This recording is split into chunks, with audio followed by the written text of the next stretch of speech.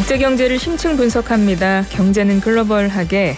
오늘도 김대호 세한대 특임교수, 차영주 와이즈 경제연구소장 두 분 스튜디오에 모셨습니다. 어서 오세요. 네, 반갑습니다. 네, 안녕하십니까. 네, 비가 내리네요.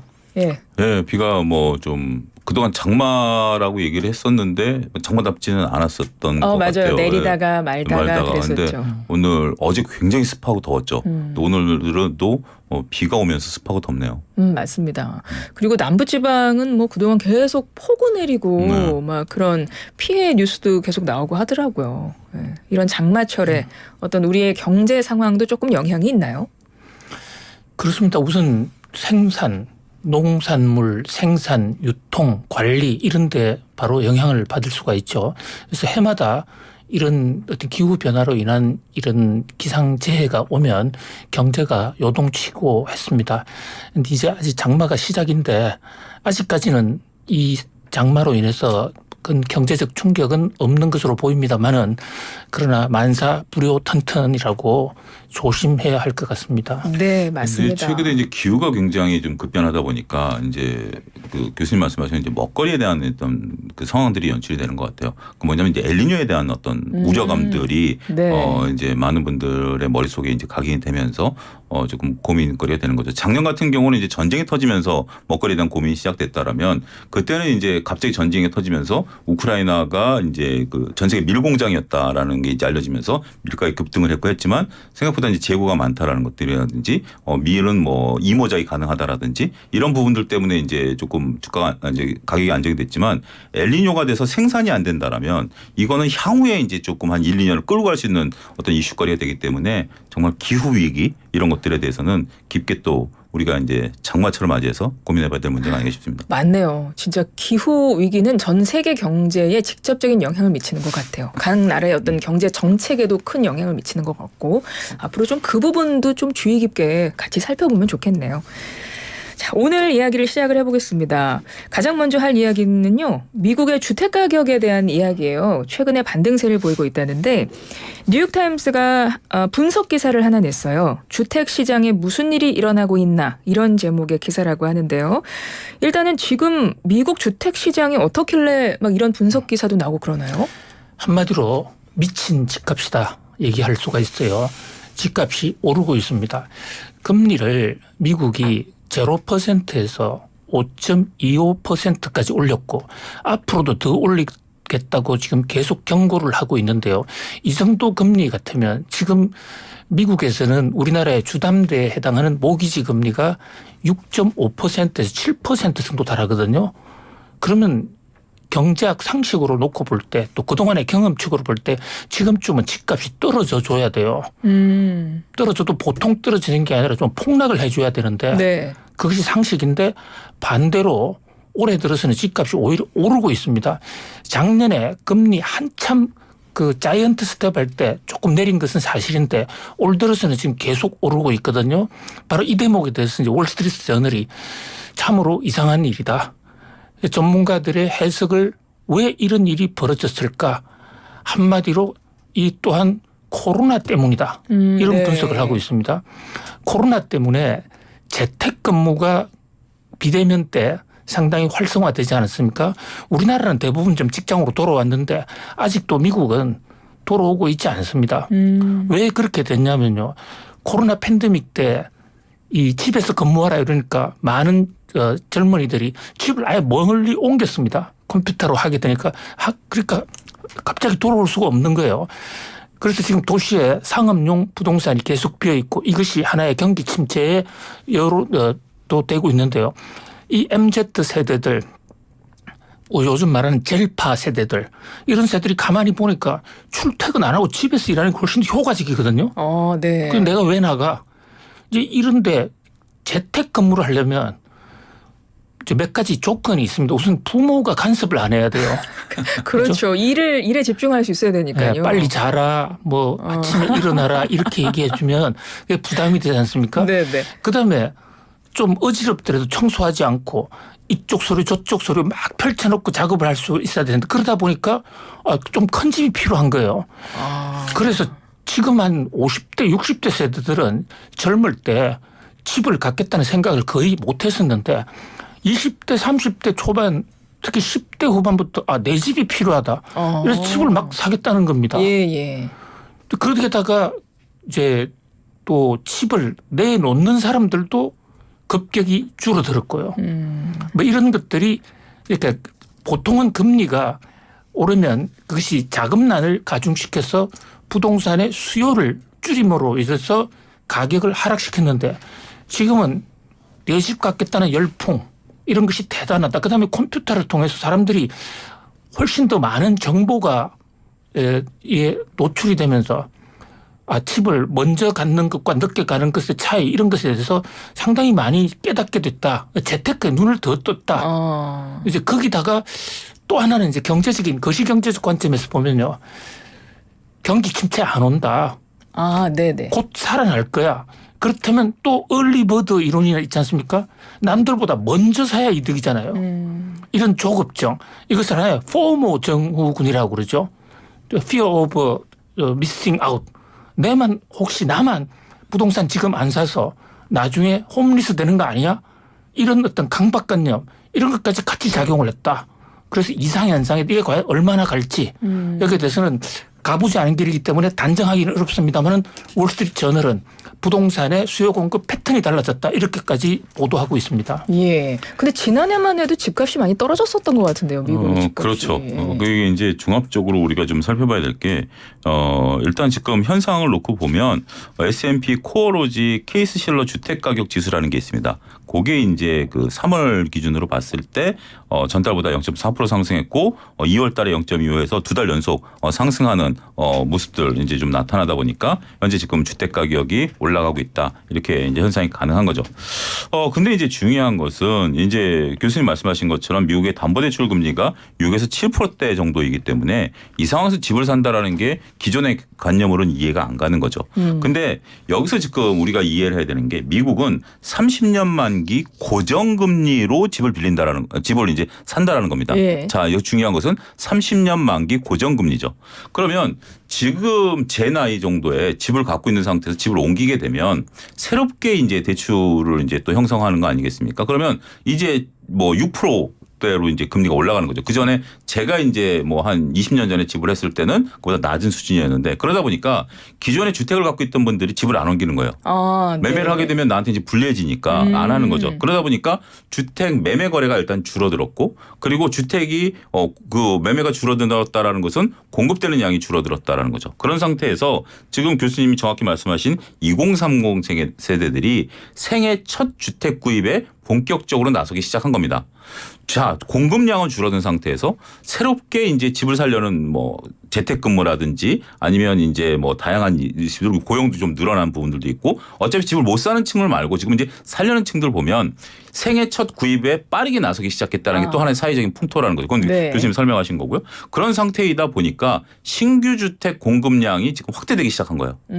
그리고 이들 입장에서 보면 지금 당장 생애 첫 주택을 20대 30대에서 7%의 30년 고정금리로 가면 30년까지 끌고 간다 생각을 안 하는 거죠. 중간에 대환을 해버리게 되면 이제는 내려갈 일이 남은 거죠. 그동안에 올라갈 때는 이게 어디까지 올라갈지 모르는 상태지만 고점 7% 지금 6%대까지 떨어진 상태거든요.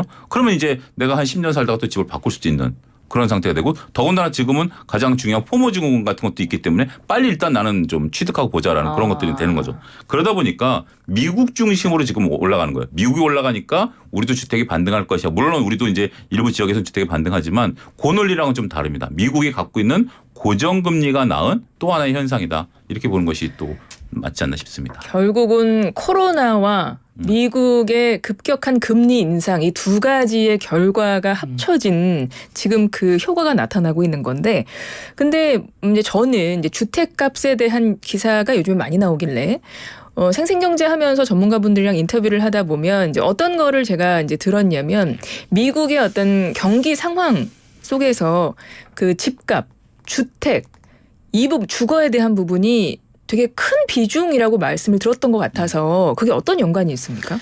큰 비중이라고 한 것은 좀 굉장히 겸손한 표현이세요. 뭐 제가 그렇게 표현을 잘못했을 수도 있습니다. 그게 거의 일생 경제 생활의 보통 서민들의 전부입니다. 아, 그렇습니까? 자, 미국은요, 우리나라하고 부동산 이 라이프 사이클이나 구매 시스템이 완전히 달랐어요. 직장만 가지면 집은 살 수가 있습니다. 예. 우리처럼 한평생 일해야 집을 사는 그런 구조가 아니고, 그게 왜 그러냐면 모기지 금융 시스템이 발전돼 있기 때문에요. 경기가 아주 좋으면 본인이 한 푼도 투자 안 해도, 그게 서브프라임 모기지 이런 건데요. 그냥 제로가 있어도 은행에서 다 대줍니다. 아, 그러니까 우리나라보다 미국 같은 경우는 내 집 마련에 대한 인식 자체가 우리랑 다르군요. 평생 거의 렌트로 살아간다 이런 개념이에요. 근데 일단 그렇군요. 집을 사기가 쉬운데 네네. 제가 이어서 말씀을 드리면 그게 중요한 게 아니라 예. 사고 나면 이제 모기지의 노예가 되는 것이죠. 왜냐하면 은행에 빚을 갖고 자기 돈이 되기까지에는 한평생이 걸려요. 그래서 모든 셀러리맨이 집값의 노예다라고 말씀을 드리는 거예요. 그러면 예를 들어서 한 달에 예를 들어 우리 돈으로 한 1,000만 원 정도 번다. 그런데 한 500만 원 이상을 모기지로 돈을 내는 거예요. 그러면 모기지 금리가 어떻게 되느냐에 따라서 생계가 왔다 갔다 하고 그리고 모기지 때문에 회사 그만두지 못합니다. 그래서 부동산 경기가 특히 모기지 금리가 미치는 영향이 개인의 모든 경제 생활을 좌지우지한다. 이렇게 볼 수도 있어요. 취득하기는 굉장히 쉬운 대신에 예. 한평생 아주 굉장히 민감하게 반응하는. 그래서 게이트 실러 지수를 방금 우리 차 박사님이 말씀해 주셨는데 이게 노벨 경제학상 수상자 중에 부동산 가지고 노벨상을 받은 최초의 사람들이에요. 네. 그래서 어떤 분들은 집에 게이트 실러 지수를 도표 걸어놓고 살아요. 집이 있어도 없어도. 그다음에 집이 있는 경우에도 금리가 급격하게 변하면 갈아타야 돼요. 네. 그러니까 수시로 모기지 금리를 확인해 봐야 되는, 그야말로 부동산을 보고 살아간다 이렇게 말할 수도 있죠. 또 그 미국의 부동산이 갖고 있는 특징 중에 하나는 우리는 보통 이제 마이너스 통장들, 마통들이라고 불리는 것들 다 직장인분들 갖고 계시죠. 네. 근데 미국은 그게 아니라 지금 이제 집을 내가 어쨌든 장기적으로 어쨌든 구매를 해서 은행에서 한 거 아니겠습니까? 그럼 예를 들어서 5억짜리 이제 시세가 됐는데 시세가 6억으로 이제 형성이 돼서 주가가 올라가다 보면 6억으로 이제 단기간에 올라가면 20% 정도 올라간 거 아닙니까? 그럼 은행에 추가로 20% 대출을 받을 수가 있어요. 그러면 이제 그걸 갖고 소비가 늘어나는 거죠. 아, 그렇군요. 그러니까 이제 결국 주택 가격이 올라가면 소비가 늘어나고 주택 가격이 떨어지면 소비가 위축된다는 개념이 바로 그 개념입니다. 그렇기 때문에 이제 어떻게 보면 이제 담보물도 있고 교수님 말씀하신 것처럼 미국은 모기지가 굉장히 그 금융 시스템이 발달되어 있기 때문에 거기에 따라서 플렉시블하게 이제 대출이 왔다 갔다 해버려요. 그러니까 그런 그러니까 결국 주택 가격과 소비를 바로 연결시킬 수 있는 고리가 있다라는 그런 말씀. 그렇군요. 그러니까 미국의 경기를 판단할 때 어떤 경제 상황 과 관련해서 주택, 주거에 들어가는 돈이 상당하게 중요하다. 이런 이야기가 그래서 나오는 거군요. 그러면 지금 요즘에 미국의 집값의 변화 이런 것들이 지금 경제 뉴스에 계속 나오는 이유가 바로 그런 중요도 때문에 계속 나오고 있는 거군요. 그렇습니다. 지금 미국에서 요즘 금리를 인상할 때마다 체크하는, 반드시 점검을 하는 CPI나 PCE 물가지수 있지 않습니까? 네. 거기에도 가장 크게 차지하는 비중이 바로 주거비입니다.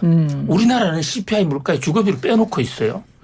그래서 미국 CPI에는 물가가 안정되려면 주거비가 떨어지면 물가 안정됩니다. 그런 각도에서 부동산이 끼치는 영향이 굉장히 크다. 이렇게 볼 수 있죠. 네. 그러니까 결국 그 CPI가 이제 주택 이게 한 40% 정도 들어가 있거든요. 그러다 보니까 주택 가격이 올라가면 CPI가 안 내려오죠. 그렇겠네요. 그러면 이제 미국에서는 또 인플레이션에 대한 부담감이 또 있다라는 것 측면에 있어서, 그러니까 우리가 이제 그 CPI, 근원 CPI를 따지는 이유 중에 하나가 근원 CPI, CPI 차이점에 보면 이제 우리가 먹는 거하고 원자재 가격, 그 소위 말해서 기름값이 들어가 있는데 그게 이제 급격히 올라갔다 떨어졌을 때 우리가 일반 CPI와 근원 CPI 괴리감이 컸었죠. 네. 근데 지금 이제 일반 CPI는 내려와 버렸는데 근원 CPI가 안 내려가는 게 주택 가격이 차지하는 비중이 큰 거죠. 그러니까 이제 연준의 셈법이 더 복잡해질 수 있다라는 논리까지도 진화될 수 있다랍니다. 그렇군요. 봐야 됩니다. 그동안 연준에서 미국의 인플레이션 물가를 잡기 위해서 계속 고강도로 금리를 계속 올려왔잖아요. 그리고 이제 어느 순간 조금 이제 상단이 이제 보이기 시작한다. 고지가 눈앞이다. 이제 이런 예측들을 다 하고 있는 상황 속인데 그렇다면 지금 집값이 반등했다는 기사가 나왔지 않습니까? 그렇죠. 예. 그럼 이거 다시 한번 생각해 볼 것이 하반기에 그러면 통화 정책은 어떻게 될까를 다시 한번 좀 면밀히 생각을 해봐야 되는데 그래서 최근에 시장에서는 제롬 파월 연준 의장의 이제 발언에 대해서 계속 관심을 갖고 있는 것 같습니다. 이번 주에 유럽에서 연이틀 연설을 하는 일정이 있었어요. 제롬 파월이. 그래서 이 자리에서 무슨 발언을 하나 이게 굉장히 초미의 관심사였는데 일단 포르투갈에서 열린 유럽 중앙은행 연례 포럼에서는 뭐 연설을 한 것 같아요. 벌써 발언 폭탄 제1탄을 터뜨렸습니다. 그렇군요. 네. 제롬 파월 연준 의장이 지금 유럽 순방 중이신데요. 포르투갈이라는 나라, 지중해에 있는 여름 휴양지 정말 좋은 나라죠. 거기서 지금 뭐가 열리고 있냐면요. 유럽 중앙은행이라는 ECB, 유럽 전체 중앙은행입니다. 여기에 앞으로 통화 정책을 어떻게 할 것인가 한번 전문가들끼리 얘기 한번 해보자. 그래서 세계적인 인사들을 초청을 해서 긴급 토론회를 하고 있는데 거기에 초청받은 인사가 제롬 파월, 그다음에 일본 우에다 총재, 그다음에 라가르드 ECB 총재 뭐 이런 분들이에요. 그런데 이 자리에서 CNBC 기자가 CNBC 앵커가 여성분인데 질문을 잘하더라고요. 근데 아무리 잘해도 우리 뭐 박기빈 앵커님보다는 조금 못하긴 하지만은 네네. 어쨌든 질문을 날카롭게 해요. 뭐라고 질문했나요? 그러니까 네. 자 지금 금리를 한두 번쯤 올린다고 그동안에 얘기를 하셨는데 FOMC에서 그것을 연속으로 올리는 거니까 한 번 했다가 띄엄띄엄 하는 요걸 분명히 하셔야 되는 거 아닙니까? 이렇게 얘기를 했어요.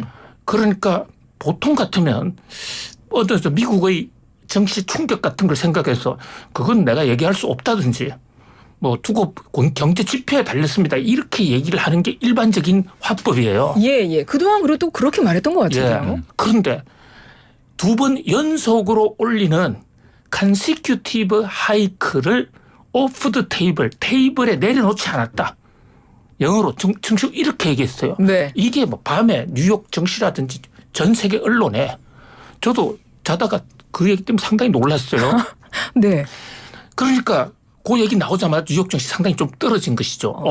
생각보다는 연준이 강한 제롬 파월이 강한 어떤 스탠스를 갖고 있구나. 그때 바로 제롬 파월 연준 의장이 얘기한 얘기가 물가가 참 빨리 안 내려온다. 특히 근원 CPI 이게 요지부동이다. 이 고민까지 같이 토론했거든요. 그러니까 제롬 파월 연준 의장으로서는 참 그 고민이 굉장히 깊어질 것으로 보입니다. 그러면은 일단은 하반기에 금리 그냥 올라간다는 얘기네요. 그렇죠. 그러니까 이제 우리가 이제 두 차례라고 얘기를 해도 내심 한 차례 정도로 했었던 게 이제 일반적인 거 아니겠습니까? 이제 박기민 앵커께서 말씀하셨다시피 이제 터널이 보이는데 이제 거의 다 왔다. 다 이제 그렇게 손에 잡히는 생각했잖아요. 정도다라고 네. 생각했었는데 어쨌든 두 차례로 이제 지금 교수님 말씀하신 것처럼 되고 문제는 이제 거기서 완전히 이제 선언을 해버릴 것이냐. 아니면 그래도 이제 이것을 또 여지를 두면서 질질 끌 것이냐 이제 그런 또 되는 거죠. 이런 또 얘기도 언론에 보도됐죠. 더 많은 지약이 다가올 것으로 믿는다라는 또 발언 이런 것도 오늘 국내 언론에 이제 되면서 상당히 이제 얘기를 했고 이제 또 이제 다른 데 스페인 가서 또 어떤 얘기인지 주워 담을 어떻게 주워 담는지 아니면 그대로 유지되는지도 관건인 것 같아요. 지금 포르투갈에서 일단 터뜨렸는데 터뜨렸고. 폭탄 투하를 했는데 네. 이거에 대한 반응을 보면서 아이고 내가 너무 했다 해서 스페인에서 좀 수습을 할지 아니면 더 갈지. 예, 이것도 관건이 되는데 어쨌든 지금 이제 두 차례 정도는 세게 얻어맞을 수 있다라는 것은 우리가 이제 받아들여야지 이거 자꾸 안 받아들이려고 하다 보니까 이게 지금 놀라는 건데 받아들여야 될 것 같습니다. 우리나라 같은 경우도 지금 한미 금리 차가 역대 가장 많이 벌어진 상황이잖아요. 그렇죠. 그것도 바뀌어서 거꾸로 지금 네. 뒤바뀐 상태에서 그러면 하반기에 지금 강력하게 금리 인상이 예측되는 이 상황에서 한국은행도 고민이 많겠군요. 그렇지만은 그 한미 간의 금리 격차가 환율의 쇼크를 가져오기 때문에 우리가 걱정을 하는 것이거든요. 네. 우리 돈이 다 빠져나가고 환율이 급격히 올라가면 우리나라 통화 가치가 완전히 폭락하는데 그런데 현재 지금 우리나라 환율은 상당히 안정세에 있어요. 거기다가 또 하나 이제 낭보 아주 해피한 소식 중에 하나는 일본과 통화 스와프를 한다. 네네. 그러면 급할 때 일본으로부터 돈을 받아 쓸 수 있는데요. 이번에 일본하고 하는 통화 스와프는 엔화로 하지 않고 미국 달러를 가지고 한다는 겁니다. 그러면 일본은 무슨 돈이 있느냐. 일본이 미국하고 무제한의 통화 스왑을 하고 있어요. 그러니까 한미일 세 나라가 마음만 먹으면 우리가 미국하고 통화 스왑하고 마찬가지로 그 돈을 다 가져올 수 있어요. 그런 면에서 현재 좀 돌파구가 생겼다. 그래서 작년에 이맘때쯤이면 굉장히 우리 환율 걱정을 많이 했는데 지금은 그 면에서 좀 벗어나 있기 때문에 이창용 총재님께서 좀 걱정은 하시겠지만 워낙 신중하신 분이니까 그러나 뭐 잠 못 이루고 이런 상태는 아닐 것으로 보여지고요. 네. 그다음에 지금 우리나라 물가가 지금 3.3%입니다. 조금 떨어지고 있어요. 거기다가 좀 라면 값이 떨어졌잖아요. 네. 얼마나 이게 희소식입니까? 뭐 이런 것들이 심리적으로 네. 물가는 심리거든요. 아, 그렇군요. 떨어진다 생각하면 진짜로 떨어져요. 자연과학의 세계는 내일 어떤 물건을 만들어낼 수 있을 거라고 생각한다고 해서 절대 안 생깁니다. 근데 물가는 오를 거야 하면 진짜 올라요. 왜냐하면 거기에 맞춰서 사람들이 먼저 투기적 행위를 하기 때문에. 네. 그러니까 이번에 라면값 떨어뜨리는 것은 좀 고통, 관련 업체에서는 고통이 있으시겠지만은 일단 우리나라 물가 관리에서는 좀 상당히 심리적 희망을 줬다 이렇게 볼 수 있습니다. 네. 물가 관리에 대해서는 정부가 의지를 확연히 드러냈죠. 이제 그 라면 업계도 그렇지만 전기료도 이번에 안 올렸지 않습니까? 네. 계속해서 올려나가겠다라는 게 올 상반기 기조였음에도 불구하고 물론 이제 원자재 가격이 다 떨어진 이유도 있긴 하겠습니다만 정부가 의지를 확실히 드러내고 있고 이 기조는 내년까지는 정치적 일정도 있고 하니까 있다라고 보면 교수님 말씀하신 것처럼 우리나라의 물가 부담은 일단은 수년됐다. 수년됐다라고 표현보다는 좀 안정화될 것이다. 이렇게 봐야 될 것 같죠. 국제 유가만 폭등하지 않는다면 우리 금리 인상 안 해도 되고 물가 걱정 크게 안 해도 되는데 문제는 국제 유가가 아직은 어떻게 변할지 하나의 변수다라는 점에서 조심은 해야 할 것으로 보입니다. 예, 알겠습니다. 1부 이제 곧 마무리해야 되는데 제가 짧게 이게 갑자기 궁금해져가지고요. 보통 이렇게 물가가 오르고 물가를 내리고 이런 정책을 할 때 통화 정책을 하잖아요. 그래서 금리를 올리고 내리고인데 통상은 금리를 빡 올리면 원래 물가가 잡히는 게 맞지 않습니까? 그렇습니다. 근데 왜 미국은 지금 물가가 안 잡히는 거죠? 그렇습니다. 예. 왜 그런 거죠? 글로벌 기업들이 막대하게 지금 투자하고 있죠. 아, 예. IRA법이라든지 칩스법이라든지 우리나라도 지금 거기다 쏟아붓는 돈이 어마무시한 돈으로 쏟아붓고 그 돈이 모자라니까 지금 이제 증자까지 해가면서 쏟아붓는 거 아니겠습니까? 고용이 어마어마하게 지금 창출되고 있는 거예요. 그러니까 지금 일자리가 늘어나고 있고 임금이 올라가고 있거든요. 통상적으로는 금리를 올리면 네. 기업이 사람을 잘라야 됩니다. 왜냐하면 기업은 이자 부담이 드니까 금융 부담을 줄이기 위해서는 사람을 잘라야 되는데 기업이 사람 못 자르고 있어요. 그 못 자르는 중에 하나가 바로 바이든 대통령의 칩스법이니 IRA 인플레 감축법 때문에 전 세계 공장을 지금 미국으로 옮기게 하는 그런 요인이 하나 있고 그다음에 또 하나는요. 코로나 때 좀 건강이 좀 안 좋은 근로자들께서 많이 돌아가셨어요. 그러다 보니까 기업체가 사람을 못 구하고 있는 거예요. 네네. 그리고 트럼프 대통령이 이민을 막았습니다. 4년간. 네. 그러니까 일할 사람이 없고 그다음에 코로나가 걱정돼서 아예 난 돈 안 벌고 집에서 슐레하는 사람도 많습니다. 그리고 그 사람들 많이 고용하려면 임금을 더 줘야 되는 겁니다. 계속 임금이 올라가니까 인플레가 안 잡히는 거예요. 이런 요인들이 일시적으로 있는 겁니다. 미국의 지금 노동시장의 그 움직임 때문에 너무나 견고하고 아직은 탄탄해서 그것 때문에 지금 물가가 안 잡히는 주 요인이 그거군요. 그리고 이제 그 고용 상태도 네. 우리가 이제 좀 솔직히 가면 이제 고용을 계층으로 나눌 수 있지 않습니까? 근데 이제 우리가 항상 상위 계층들이 이제 많은 임금을 받아가지만 그들은 이제 변동성이 크죠. 지금 이제 빅테크 기업들이 해고를 하고 있는 그런 변동성이 크죠. 근데 이제 교수님 말씀하신 건 이민을 막다 보니까 소위 히스패닉계들이 분들이 했었던 밑에 있는 고용층들이 이제 비어버리게 된 거죠. 우리가 이제 코로나 때 2021년 요때 우리가 이제 항만 노동자들이 없어가지고 그 컨테이너를 못 내린다라는 사태가 나온 거 아니겠습니까? 그걸 다 히스패닉계에서 했었거든요. 그러다 보니까 이제 어떻게 보면 좀 밑에 계신 분들의 고용이 늘어나고 그분들이 고용이 늘어나다 보니까 이제 실직자 상태에서 되다 보니까 소비를 하게 되고 우리가 지난번에도 작년에 한번 다뤘는데 나이키 이런 것들이 잘 팔리는 게 그들은 한 번도 일을 안 해보다가 이제 월급을 받으니까 가장 먼저 사고 싶은 게 나이키다. 뭐 이런 네네. 개념, 햄버거 먹는 개념, 뭐 이런 것들이 되다 보니까 밑에가 탄탄해지다 보니까 이게 쉽게 안 꺾이는 거죠. 그렇군요. 알겠습니다. FM 94.5MHz YTN 라디오 듣고 계십니다. 생생경제 함께하고 계십니다. 이 방송은 라디오로도 들으실 수 있고 유튜브로도 지금 실시간 들으시면서 참여도 하실 수 있어요. 유튜브에서 YTN 라디오로 들어오시면 돼요. YTN 라디오 유튜브로 들어오셔서 라이브로 이 방송 보실 수 있고요. 평소에 그냥 예전에 했던 거 쭉 함께 보고 싶다라고 하시는 분들은 다시 보기를 유튜브에서 재생 목록 메뉴로 가셔서 거기에서 YTN 라디오 생생경제로 들어오시면 생생경제 쫙 이렇게 다시 보기가 날짜별로 되어 있습니다. 참고하시기를 바랍니다. 오늘의 경제상식 퀴즈 조금 전에 1부 끝날 때 말씀을 드렸었어요. 이것은 우리나라의 한국은행과 비슷한 건데요. 미국의 통화금융정책을 수행하는 중앙은행제도, 연방준비제도라고 하는데 보통 영어로 줄여서는 FED, 패드로 부릅니다. 이걸 줄여서 우리말로 뭐라고 할까요? 보기 내드릴 텐데 보기 약간 수정을 했습니다. 1번 연준, 2번 영주와 대호. 네. 1번 연준, 2번 영주와 대호로 보기 바뀌었습니다. 보기 마음에 드십니까? 차영주 소장님. 이렇게 저는 바꾸기 전으로 생각해 보면 네. 우리가 이제 영주라는 것을 한자로 우리가 하면 네. 원래 이제 중세 시대 때 그 하나의 마을 단위, 이제 성 단위에 이제 영주라는 우리가 네, 부르지 네. 않습니까? 이제 맞아요. 한 지역에 이제 그런 거죠. 그러니까 결국 한 지역에 있어서의 어떤 모든 경제적인 걸 결정하는 성주들이 영주였죠. 네, 맞습니다. 그렇기 때문에 연준 같은 경우는 글로벌리 어떤 뭐 상황들을 정리한다라는 측면에서 보면 일맥상통할 수도 있다. 이렇게 볼 수도 있을 것 같아요. 그렇군요. 이렇게 또 고급스럽게 저의 농담을 받아쳐 주셨는데 보기가 바뀌었어요. 영주와 저도 대호로. 힌트를 드리면요. 네. 자, 지금 세계 통화 정책을 총괄한다고 할 수 있는 이 세계 경제 대통령이 미국의 연방준비제도 이사회인데요. 네. 여기서 이 연방준비제도 이사회 글자가 깁니다. 근데 그중에서 가장 중요한 한 단어를 꼽아라면 준비를 뽑습니다. 자, 미국은 기축통화입니다. 달러는 어디 가도 쓸 수 있지 않습니까? 왜 기축통화가 됐느냐? 한마디로 미국의 중앙은행이 이것을 준비해 놓고 있기 때문이에요. 그래서 영어로는 리저브라고 그러는데 뭐를 준비해 놓고 있느냐?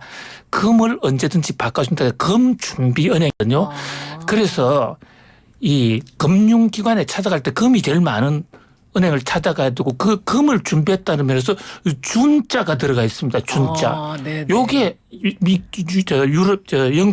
미국 은행은 영주와 대호는 연준에 대해서 굉장히 공부를 많이 하고 연준에 대해서 굉장히 평가를 많이 합니다만 미국의 중앙은행은 준자가 들어간다. 그렇군요. 우리 영주와 대호는 늘 공부를 하시는 분들이고 미국의 이 연방준비제도의 이 간략하게 줄임말은 준자가 들어간다. 준비라는 그런 깊은 뜻이 있군요. 역시 교수님이어서 그런지 힌트가 좀 남다른 것 같아요. 저희가 영자 돌림이고요. 제 사촌 동생의 이름에 준자가 들어간 애도 있습니다.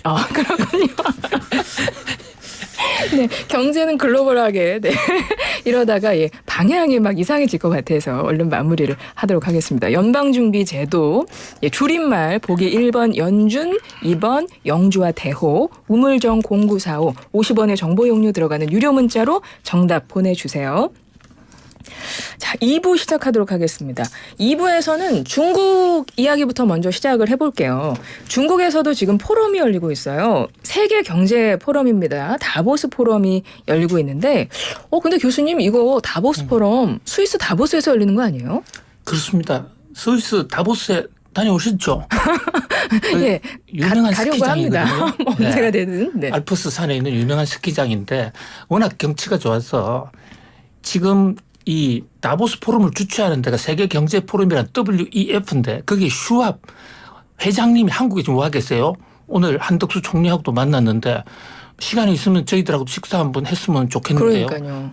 생생경제 한번 오셔야 되는데. 현재로서 일정이 안 잡혔어요. 한국 오신 김에. 근데 그분이 이제 왜 다보스로 잡았냐면 워낙 스키장으로 좋으니까 회의도 참석할 겸 경치도 좋고 이럴 때 해서 겨울에 1월 달 초에 스위스에서 여는데 중국에서 이 모임이 너무 부러운 거예요. 네.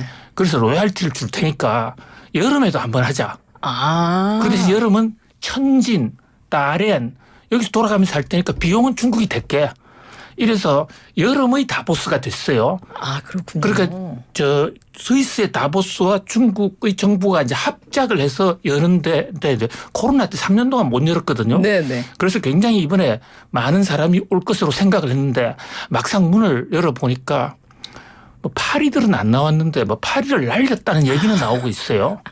아, 그렇습니까? 네, 중요한 사람들이 안 온 거예요. 그래요. 우리나라에서도 중요하신 분들이 안 갔습니다. 안 갔어요. 왜냐하면 지금 미중 이런 갈등 속에 괜히 뭐 중국 가서 이러다 보니까 중국 행사처럼 돼버렸어요. 원래는 스위스에서 열리는 매년 1월에 하는 다보스 포럼에는 세계 뭐 정상들도 참여도 하고 뭐 또 경제 분야에서 꽤 높으신 분들이 거의 다 가는 그런 행사인 4년 거죠. 전에만 해도요. 천진이나 다롄에서 열리는 그 여름 하계 다보스에도 정상들이 많이 아, 왔고 그래요. 저도 엄청난 비용을 들여서 몇 번 갔어요. 근데 올해는 갈 엄두도 안 났고요. 네네. 그 왜 그렇게 됐느냐. 미중 갈등이 그만큼 심각하고 그렇군요. 그러다 보니까 중국 입장에서는 좀 김이 식었어요. 그 우리 슈밥이라는 그 회장님은 중국 다보스 갔다가 한국을 잠시 지금 들러서 와 계신 건데 그래서 중국이 이제 그 작심하고 원래 주제가 기업가 정신이었어요. 그런데 거의 토론 내용이 디리스킹. 네. 자, 디리스킹이라는 게 요즘 신조어 키워드입니다. 네. 미국이 그 디카플링 중국과 이제 떨어지자 하다가 그건 너무 세다. 그래서 새로 만든 말이 중국으로부터의 중국 위험으로부터의 어떤 안전 이걸 하면서 미중 갈등을 미국이 하는 이유는 미국이 만드는 기술이 중국에 가서 미국을 공격하는 무기로 쓰이면 안 된다. 이게 디리스킹이거든요. 그런데 이 대목에 대해서 중국이 작심하고 디리스킹은 나쁜 말이다. 이 말 쓰지 말라. 디리스킹은 그 미국 관점에서 중국을 때리기 위한 것이다. 이래서 마치 이번 중국 다보스 포럼은 미국 성토장이 됐습니다. 그렇군요. 근데 이 자리에 리창 총리가 참석해서 또 이제 개막할 때 연설도 하고 했다고 하더라고요. 뭐 그러면 좀 뭔가 중국 속내의 어떤 그런 말들이 나왔을까요? 예, 그렇습니다. 일단 뭐 지금 거기서 나온 두 가지인데요. 하나는 이제 교수님 말씀하신 디리스킹에 대한 얘기가 결국 디리스킹을 그러니까 이제 우리가 이제 그 서로 간에 기업 간의 거래에 있어서 정부가 간섭하지 말라 한마디로 정리하면 결국 우리가 이제 리스크 그러니까 이제 어떤 기업 간의 어떤 정부 간의 어떤 상황들은 기업들이 알아서 할 수 있다. 나서지 말라. 과연 그들이 할 소리인지 모르겠습니다만 일단 미국을 향해서 이제 그런 얘기를 했고요. 또 한편으로 보면 이제 리창 총리가 이 디리스킹도 리창 총리가 한 얘기예요. 네. 또 한편으로는 우리가 이제 경제에 대해서 좀 자신감을 이제 표명을 했습니다. 그러니까 이제 2분기 경기 회복세가 1분기보다 빠를 것이다. 그래서 1분기의 경기가 GDP가 4.5% 성장했는데 올해 목표치는 한 5%대 중반까지 보는 거 아니겠습니까? 충분히 달성 가능하다. 이제 이런 식으로 얘기를 했죠. 그렇지만 이제 그 이러한 얘기가 나온 또 근저에는 우리가 얼마 전에 S&P라든지 몇몇 이제 글로벌 기관들이 중국의 경제 성장률을 조금 낮추지 않았습니까? 기관에 따라 다르긴 합니다만 5%대 중반에서 이제 초반으로 낮춰놓은 상태인데 우리는 충분히 가능하다라고 지금 얘기를 하고 있는 거예요. 근데 이제 한편 글로벌리 시각으로 보게 된다라면 지금 이제 중국의 경제 지표들을 보면 굉장히 그렇게 드라마틱하게 올라가고 있지는 않거든요. 중국 스스로도 LPI 금리를 0.1%포인트 낮췄죠. 결국 이제 어떻게 보면 이제 중국의 기준금리를 우리가 보는 건데 이것을 낮췄다라는 것은 그만큼 중국 경기가 안 좋다라는 것에 대한 어떤 반증으로 보고 있는 상황이거든요. 그렇기 때문에 세계적으로 보고 있는 것은 안 좋다라고 지금 계속 얘기를 하고 있으니까 리창 총리는 아니다. 우리는 충분히 달성 가능하다. 어떻게 보면 디리스킹이라는 것을 정치적으로 보지 마라라고 얘기하면서 우리는 정치적으로 이걸 달성 가능하다라고 또 얘기하는 역설적인 표현이 아니겠나 싶기도 합니다. 그러니까 리창 총리는 중국 경제에 난 좀 자신감을 좀 내비친 것 같은데 연설을 통해서 그런데 얼마 전에 중국 단오절 연휴였잖아요. 지난주에. 그래서 이럴 때 되면 아무래도 사람들이 많이 여행도 가고 소비도 많이 할 걸로 좀 기대를 했는데 보니까 그다지 이게 생각보다 소비가 크지 않았던 것 같아요. 어떻습니까, 교수님? 우리나라는 단오절날 놀지를 않잖아요. 우리는 안 그렇죠. 그런데 역사적으로 보면 동양 사회는 1년 중에 제일 큰 행사가 단오 행사입니다. 단오가 4대 명절 중 하나죠. 그중에서도 최고로 왜냐면요. 명절이 4개가 있는데 4대 명절이 있는데 나머지는 계절이 안 좋아요. 설날 추워서 돌아다니기도 어렵고. 근데 단오는 딱 언제 들어있냐면 음력으로 5월 5일, 초 5일을 이 단자가 초자라는 뜻이에요. 5월 5일이 단오인데 요게 딱 그 농촌에서 모내기 끝나는 시절이에요. 네. 모내기 끝나면 이제 한 번 쉬어요.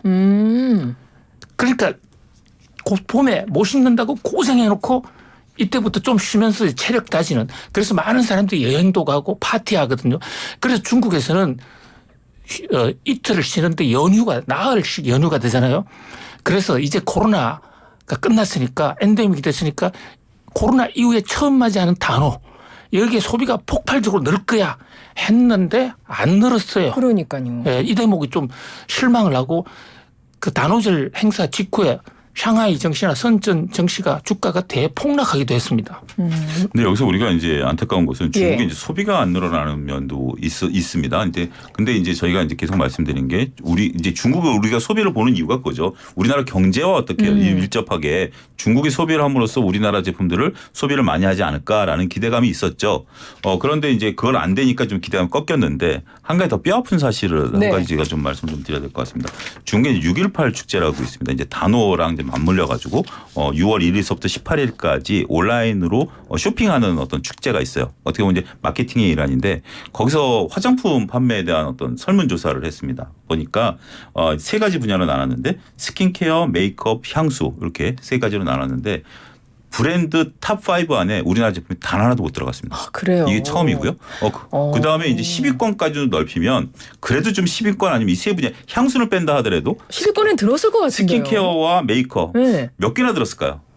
적어도 한 두세 개는 들지 않았을까요? 그게 이제 우리가 기존에는 그랬습니다. 예. 그랬는데 우리나라 LG 생활건강, LG의 스킨케어 부분에 있어서 7위를 했는데요. 네. 작년에 이게 2위였었습니다.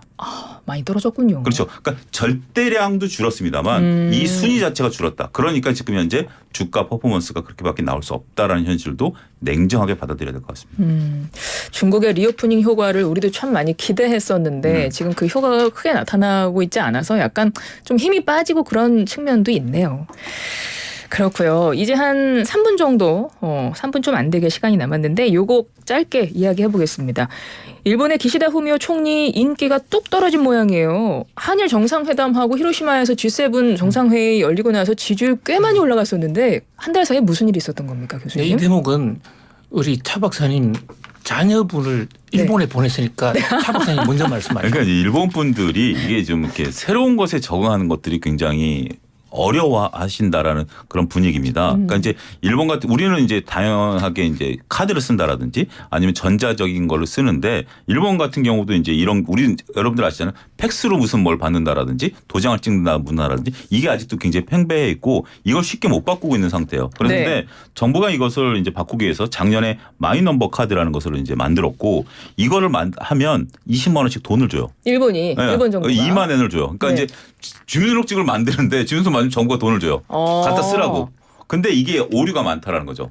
근데 이거를 또 신청하는 것도 가서 서류를 써서 기다리고 오는데 한 달이 걸리고 이런 어떤 형국이다 보니까 어떻게 보면 일본이 그런 현상이라는 거죠. 갈라카보스 현상이라고 우리가 동떨어져서 일본이 그전에는 글로벌리 이런 어떤 IT라는 이런 걸 맞춰왔는데 전 세계가 동떨어져서 일본 내에서 있고 그리고 일본 많은 분들이 익숙함에 젖어서 이걸 새로 안 바꾸려고 하는 부분들 네. 이런 부분들이 드러나면서 오히려 총리의 인기마저도 깎아먹는 그런 일본만의 현상이 벌어지고 있다고 봐야 될 것 같습니다. 우리는 주민등록증이 너무 자연스럽잖아요. 딱 원래 18살 지금은 되면. 안 들고 다녀도 핸드폰에 다 들어와 있죠. 그러니까요. 근데 일본은 그게 없었군요. 개인적인 뭐 주민등록증이나 이런 게. 주민등록증을 국민의 모두 의무로 강제로 만드는 나라가 세계적으로 한국 외에는 잘 없어요. 아, 그래요? 이번에 일본도 선택사항이고 그렇기 때문에 하면 20만 원이 준다는 겁니다. 네네.